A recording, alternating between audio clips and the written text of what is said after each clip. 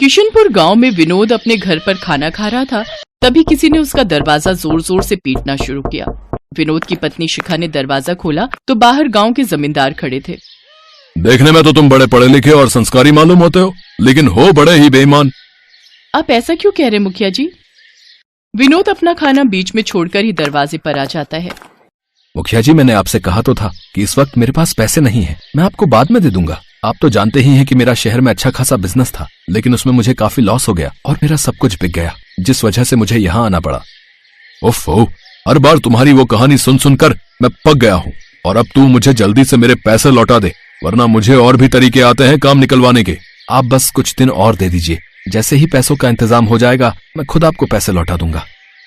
जमींदार की नजर अंदर रखे रॉबर्ट पर जाती है, जिसे देख वो विनोद से कहता है, अपनी इस बीवी को बोल, वो जो ये कई सालों से इस रोबोट को बनाने में लगी हुई है ना, इसका कुछ नहीं होने वाला। इस कबाड़े को जाके भंगार में बेचा, कुछ पैसे तो मिल ही जाएंगे इससे। विनोद परेशान मत हो, एक दिन सब ठीक हो जाएगा। बस एक बार मेरा ये प्रोजेक्ट पूरा हो जाए, अगर ये कामयाब हो गया तो सब कुछ ठीक हो जाएगा। कौन सा प्रोजेक्ट शिखा? तुम पिछले 3 साल से इसमें लगी हुई हो, लेकिन अभी तक इसका कोई नतीजा नहीं निकला। पहले तो सिर्फ शहर के लोग तुम्हारा मजाक उड़ाते थे, लेकिन अब तो गांव के लोग भी तुम्हारा मजाक उड़ाते हैं। इतना कहकर विनोद गुस्से में घर से निकल जाता है और शिखा रोते हुए अपने पुराने दिनों को याद करती है, जब शिखा साइंटिस्ट बनने की तैयारी कर रही थी।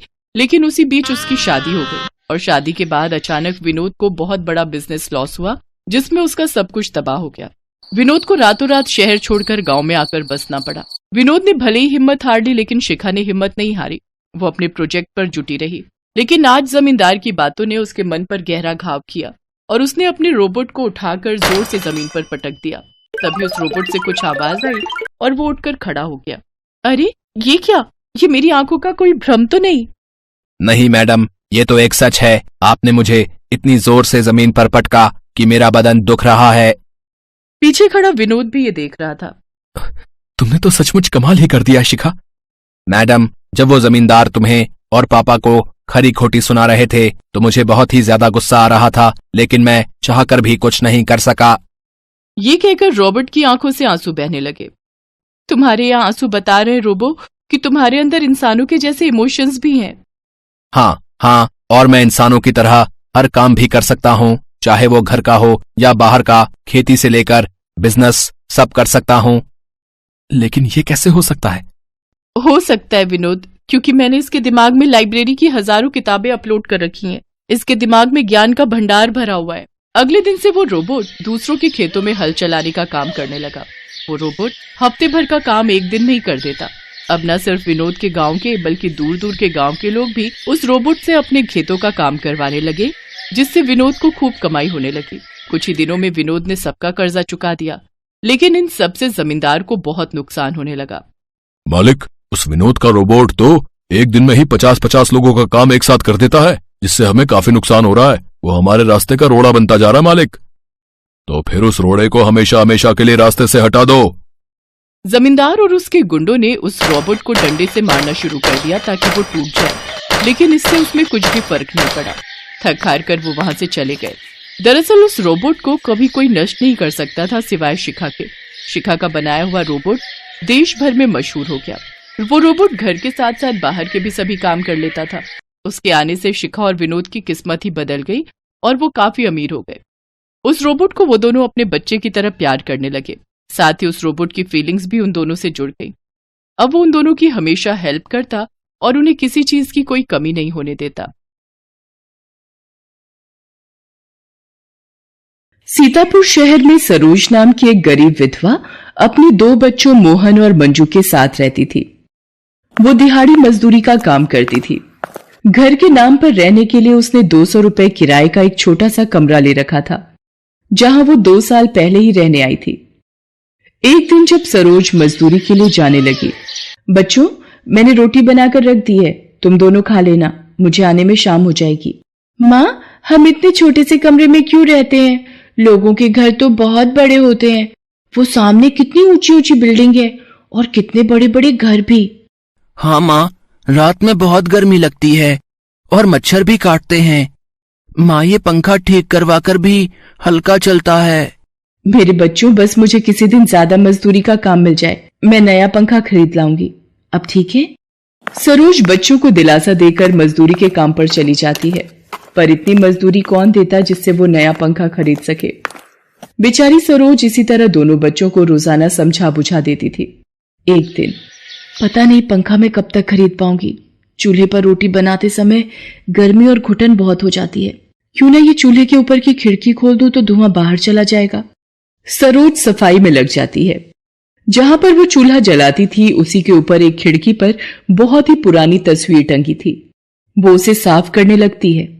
तभी मंजू कहती है, माँ, ये फोटो कितनी पुरानी और मैली है, इसे फेंक दो। ये खिड़की के ऊपर टांगने से हवा भी नहीं आती। लाओ माँ, मैं इस फोटो को कूड़े में फेंक आता हूँ। नहीं नहीं बच्चों, ये फोटो तुम्हारी दादी ने मरते वक्त मुझे दी थी और कहा था इसे कभी मत फेंकना, इसलिए ये बहुत सालों से मेरे पास है। लाओ, मैं इसे दीवार पर टांग देती हूँ।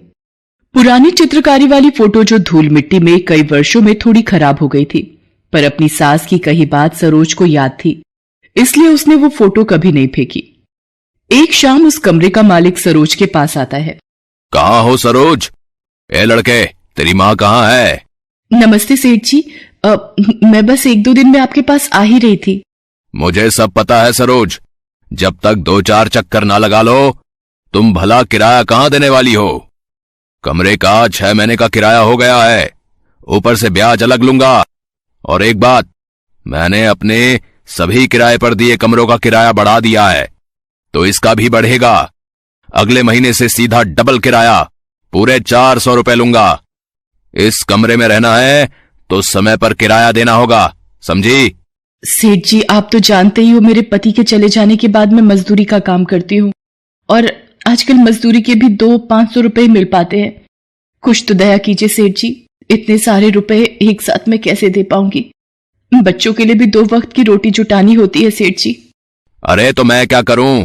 कोई जिए या मरे, मुझे उससे क्या? मेरा भी तो अपना काम है। ऐसे लोगों पर दया करने लगा तो वो दिन दूर नहीं जब मैं खुद ही सड़क पर आ जाऊंगा। मुझे कुछ नहीं पता, अगले हफ्ते तक हथेली पर किराया तैयार रखना। सरोज रोने लगती है, पर सेठ रामभजन का शायद अपने नाम जैसा दिल नहीं था। वो अगले हफ्ते आने की धमकी देकर चला जाता है। सरोज चिंता में पड़ जाती है। पत्थर ढोकर मजदूरी करके भी वो इतने पैसे नहीं जुटा पाती। शाम के वक्त वो मायूस वापस लौटती है। ये तो सिर्फ 200 रुपए ही हुए हैं, अभी और पैसे इतनी जल्दी कैसे इकट्ठा होंगे? हे भगवान, मेरी मदद करो। क्या हुआ माँ, तुम रो क्यों रही हो? माँ, लाओ मैं तुम्हारा सिर दबा देती हूँ। भगवान हमारी सहायता करो, कोई रास्ता दिखाओ, मैं अपने बच्चों को लेकर कहाँ जाऊंगी? सरोज मंजू और मोहन को गले से लगाकर रोने लगती है।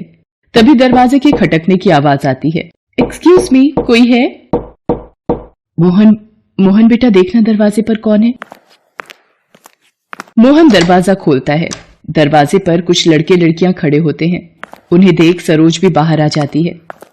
जी कहिए, क्या काम है आपको? किससे मिलना है? रोहित, शाइना, मुझे लगता है हमने गलत दरवाजा बजा दिया है। जी, वो हमें किसी ने बताया था कि यहाँ खाने का होटल है।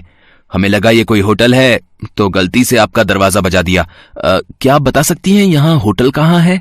मुझे लगता है आपको कोई गलतफहमी हो गई है, आपको किसी ने गलत पता दे दिया। हाँ, पहले ये कमरा एक हलवाई के पास था।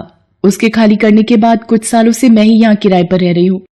आसपास तो यहाँ और कोई होटल नहीं है। अच्छा, क्षमा कीजिएगा, आपको बेकार ही परेशान किया। चलो फ्रेंड्स, हम कहीं और खाने का ढूंढते हैं। पंकज, आज तो सच में तुमने हम सबको भूखा मार दिया। अपना ही दिमाग चलाकर इतनी दूर पैदल लेकर आए। अब तो भूख से मेरी जान निकल रही है। उन लोगों की बातों को सुनकर सरोज उन्हें रोकती है।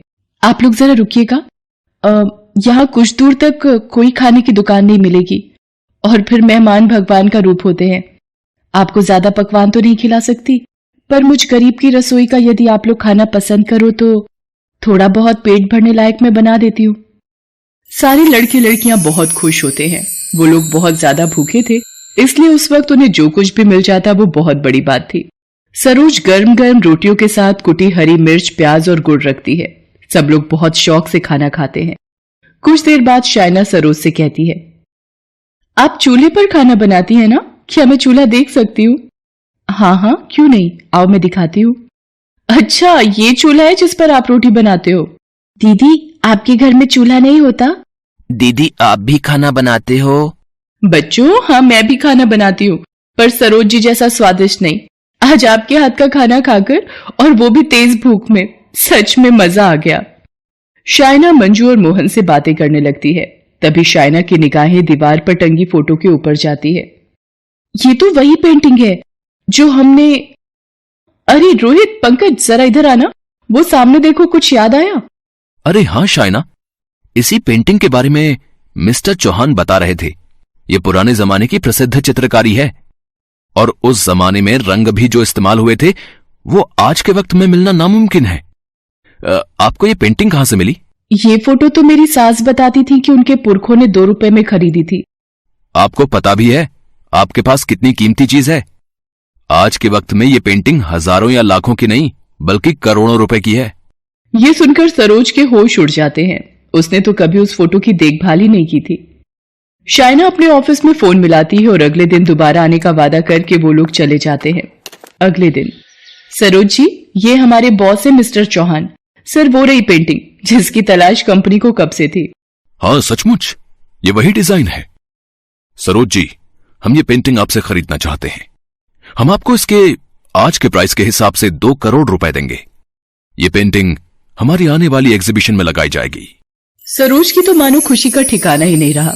2 करोड़ रुपए सुनकर उस बेचारी गरीब लाचार मजदूर के तो मानो वारे न्यारे हो गए थे। उसे अपनी आंखों पर विश्वास नहीं हो रहा था। आज सच में विश्वास हो गया कि बड़े बुजुर्गों के आशीर्वाद में बहुत ताकत होती है। हमें उनकी कही बातों को सदैव मानना चाहिए। सरोज को याद आता है कि उसकी सास ने यह पेंटिंग देते वक्त यही कहा था कि इस फोटो को संभाल कर रखना। ये पुरखों की खरीदी वस्तु है जो आगे भविष्य में जरूर काम आएगी। शायद उस जमाने के 2 रुपए आज के 2 करोड़ रुपए बन गए थे। सरोज राम भजन को कमरे का किराया देकर वहां से दूर रहने चली जाती है और उन रुपयों से अपने बच्चों की जिंदगी संवारने में उसे बहुत बड़ी मदद मिल जाती है। Thanks for watching.